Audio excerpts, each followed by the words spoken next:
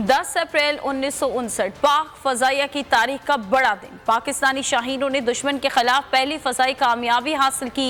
64 साल कबल भारतीय तैयारे ने ईद उल फितर के मौके पर पाकिस्तानी फजाई हुदूद की खिलाफ वर्जी की।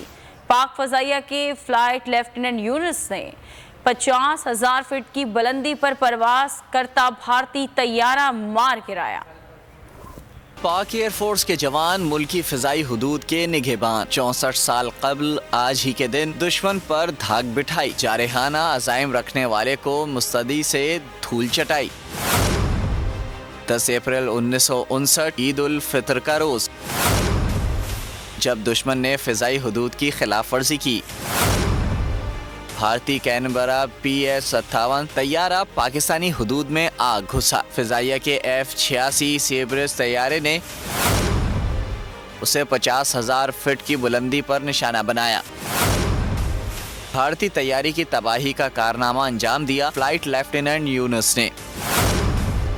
दोनों भारतीय पायलट्स को इजेक्ट करने के बाद पाकिस्तानी हुदूद में गिरफ्तार किया गया। ये पाक फिजाइया की दुश्मन के खिलाफ पहली फिजाई कामयाबी थी। भारतीय पायलट्स ने ये इंकशाफ किया कि ये सोचकर मिशन का प्लान बनाया था कि पाकिस्तानी पायलट ईद में मसरूफ होंगे। भारतीय तैयारा मार गिराने पर फ्लाइट लेफ्टिनेंट यूनुस को सितारा जुर्रत से नवाजा गया। तो नजर आ रहा है सामने लिखा हुआ है जुल्म मिटने के लिए। दो चीजों से मिटेगा भाई। एक, अदल की कुर्सी पे जो लोग बैठते हैं ना, वो अदल के हिसाब से फैसले करने लगे।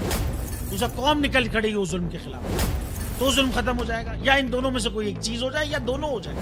अगर 420 का मुकदमा था, उस वक्त अदलिया में जो लोग बैठे हुए केस देख रहे थे, वो पूछते ना यार चीट हुआ कौन है। जब उनको दिखता कोई चीट नहीं हुआ, केस खत्म कर देते। तो जालिम जुल्म कर ही नहीं पाता। 9 जजेस ने नोट बिफोर किया मेरे केस को यार, 1.5 साल चला। शख्सी जमानत का केस, सेम केस इस्लामाबाद में कर दिया। एक ही इल्जाम पे 2 केस हो नहीं सकते भाई। मतलब 60 दिन का वक्त होता है। 102 दिन के बाद मैं जीत गया, केस बरी हो गया। 102 दिन के बाद अपील फाइल की, एक्सेप्ट कर ली। नहीं करते ना एक्सेप्ट, खत्म हो जाता ना जुल्म यार। भरी अदालत में मुझे बरी कर दिया, फिर पता नहीं क्या हुआ 2.5 घंटे बाद का नोट बिफोर।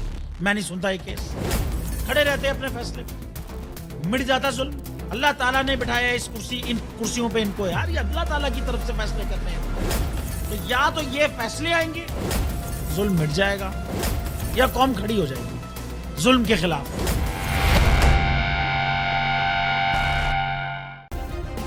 सब्सक्राइब करें और बेल दबाएं ताकि कोई खबर रह न जाए।